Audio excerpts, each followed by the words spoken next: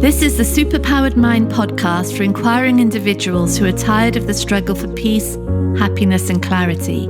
I'm Claire Diamond, ready to help you explore the principles of the mind, the self, and reality to unlock ultimate mental freedom. This podcast is the one to listen to if you're ready to experience the capabilities of the superpowered mind. Hi, everybody. Welcome to this week's episode. Today, we're looking at the question, how can I be more motivated? I get this question a lot on our courses. You know, someone would say, I was actually speaking to someone yesterday who said, I want to write a book, but I just can't get myself motivated to sit down and write. I find myself doing all sorts of things instead. Or I want to get fit, and yet I'm not doing any exercise. I write myself a plan, I don't stick to it. Or, I'm motivated, I want to build my business, I want to get more clients, I want to earn more money, and yet I'm sort of hiding away. I'm not even talking about the stuff that I do. Where does my motivation come from? How can I get more motivation to do the things that I want to do? It's such a great question. And really what it does is it opens up the whole area of mind understanding, of desire understanding, of capacity, and of real world that starts to make this mind of ours the incredible superpower asset that it really is. And I wanted to just start right from the very beginning, looking at the three aspects of our experience of being. So first of all, there's the absolute, the infinite. And this we can consider as being life itself, or life intelligence, or just intelligence, or consciousness, awareness, beingness, potential. These are the things that without which there would be nothing. There would be no experience of being, nothing. So they are prior to anything arising in the content of experience. They are the prerequisite enabler of existence. Without life, nothing. Without intelligence, nothing. Without consciousness, nothing. Literally nothing. No thing can exist without these prerequisites in place. And so fundamentally, that is what we are. Everything else is a creation of mind, really, a creation of perception that can't exist without these things. So what we are, prior to thought getting involved, prior to imagination and beliefs and a mind that starts creating meaning, we are consciousness, intelligence, aliveness, beingness, pure potential. And every teacher puts in that list unconditional love. So that's what we are. That's the absolute. And then there's the relative. So the relative is this world of forms, of bodies and trees and butterflies, rainbows, clouds, nature, animals, events and circumstances, the world of form. So that world of content that is the experiential world.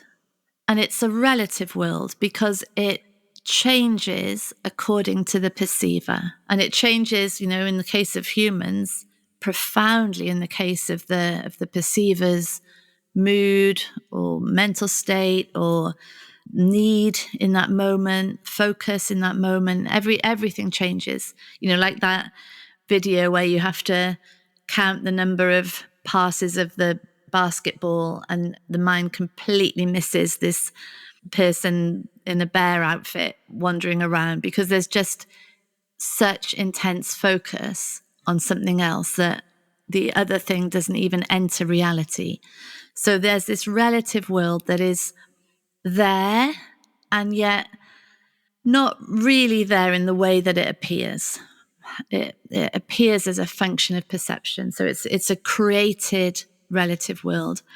And then what we're looking at all the time through this podcast, there's the illusory. And the illusory is the thing that takes up most of our attention, most of our obsessive focus, most of our rumination and emotional tension, is this idea of me as a separate entity that somehow controls all of this, that is the controller of life and consciousness, that is the decider of all actions. And what we're saying is that conceptual idea of me as a separate entity from, separate from how reality appears, separate from intelligence, consciousness, life, is an illusion. Is completely doesn't exist. And motivation is very cool when we start to look at it from that perspective. Those three things, motivation starts to become really clear, because the motivation of intelligence, love, beingness, consciousness through this world of form is to experience a world of form. That's it, really. That's the whole purpose of this relative world of form, is the experience of it. Without a body, without the appearance of other things, there would be no experience of intelligence, of life, of love. Nothing. Then there needs to be a form. There needs to be the form of thought and the form of perceptions and sensations for any experience to happen. So for experience to happen, there needs to be this relative world. That's an enormous motivation. That's a huge motivation in its own right. The exploration and experience of limitation, isn't it? Of substance, of a relative world that keeps changing. It's a huge motivation. The motivation, when it gets really confused and really tangled up, and when the relative world gets very distorted, is when the entire motivation of the human body mind is to secure the illusion, is to make that illusory identity, that illusory idea of what I am, stable. Or when the motivation is to try to return the experience of being back to that absolute peace of pure intelligence, of pure consciousness, pure love, pure beingness. And yet the attempt to do that, the motivation to do it, is happening through the illusion. If only I can get enough love, get enough attention, get enough recognition, get enough security, then I will be home. Then I'll feel this sort of sense of wholeness and oneness that is the absolute, that is really what I am. But the motivation is to find my way there through this illusory idea of what I am, through this separation.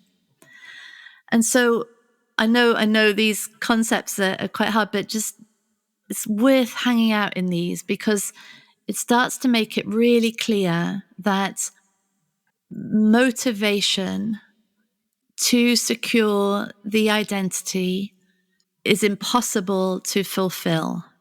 It can't be done.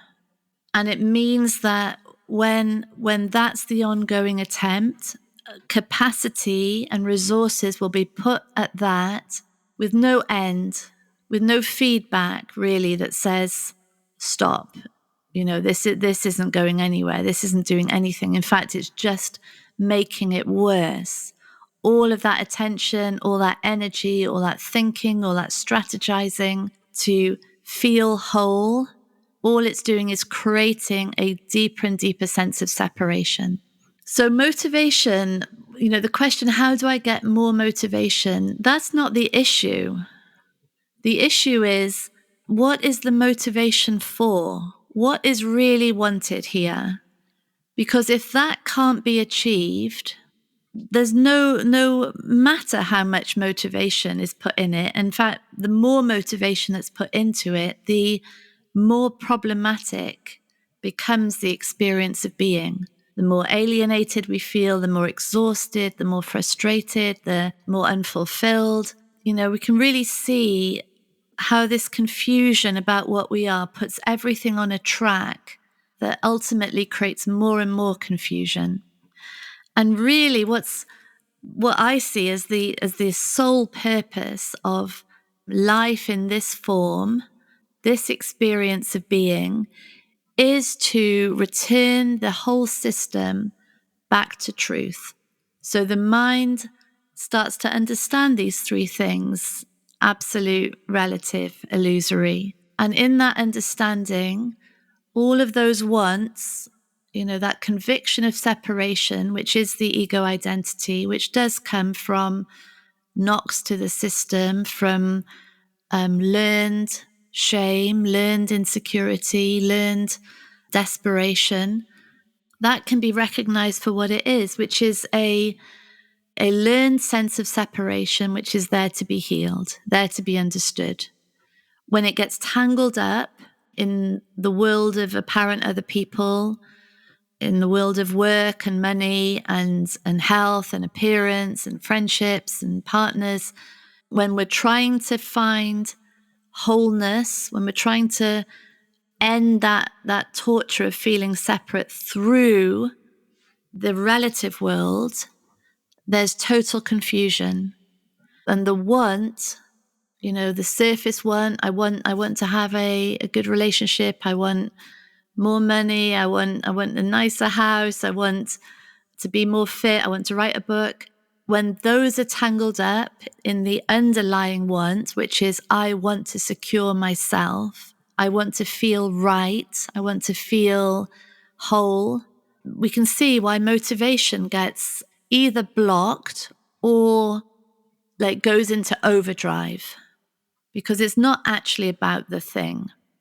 And so the purpose of our life really is this ongoing understanding that the drive to find wholeness and home through separation is impossible. It will never, ever, ever happen. And every experience, every conversation, every interaction is saying that. It's literally saying that. The design is perfect. It could not be more clear. And it means that as the attention goes deeper in the world, so say as attention goes deeper into writing a book or building a business or creating a family or building a friendship group or making changes in a community, whatever it is, as attention goes deeper into that, there will be revelations of where the wanting is confused with somehow this is going to secure me, and it never will. And what starts to happen then is that the thing just becomes the thing. And so when being healthy is just being healthy, it's just a body that is having its right amount of exercise, that's getting fresh air, that's building strength and flexibility and stamina. That's all that's going on. There is not a separate me that can somehow be secured in that. Then health becomes its own motivation. The feedback system of a body flourishing, feeling well and healthy is its own motivation. That's enough. And we can see the difference between that and when it's about securing me. Any time there's exercise not happening, it's like I'm beating myself up, there's judgment and I'm such a failure and why can't I do this? But really, when it's just about health, just about appropriate exercise for the body, it's just, okay, that session was missed. Yeah, feels like it was missed, and let's do the next one. And it's the same for everything. The intrinsic motivation, ironically, isn't in that sense of self. It isn't in the doing, really. When motivation is tangled up in that, it will either stop or it will lead to an overdrive. Neither are functional. But when it's just about the thing, because that thing is cool, it's got its own motivation. It doesn't need anything else. The feedback is the system. So writing, when writing is just writing, the feedback is in the seeing what's been written, learning more about writing, getting feedback on the writing, sharing it, increasing the capacity for more writing. It's only about the writing, and it's not about somehow there's going to be home found in this. So it's really great to look at motivation. It's really great to look at what do I really want. It's really great to look at patterns of behavior and what they are showing about whether the thing is just the thing or whether there's something else going on underneath it. And through this process, through going deeper into the world, deeper exploration of what is trying to be achieved, motivation is really unlocked, and it's unlocked in the most healthy, sane way, in that it starts to become only about having or doing the thing itself. And there is nothing else that, and especially not an identity that can find home in separation, that just becomes so obviously unachievable and not part of this, that motivation is really set free. Yeah, it's ironic. We think it has to come from me, the doer. It's the total opposite. Yeah. Thank you, everyone. Lots of love. Bye. Thank you for listening to Superpowered Mind with me, Claire Diamond. If you want extra support in the exploration of your mind, download our exclusive subliminal recording, especially for podcast listeners, on bit.ly/podcast subliminal.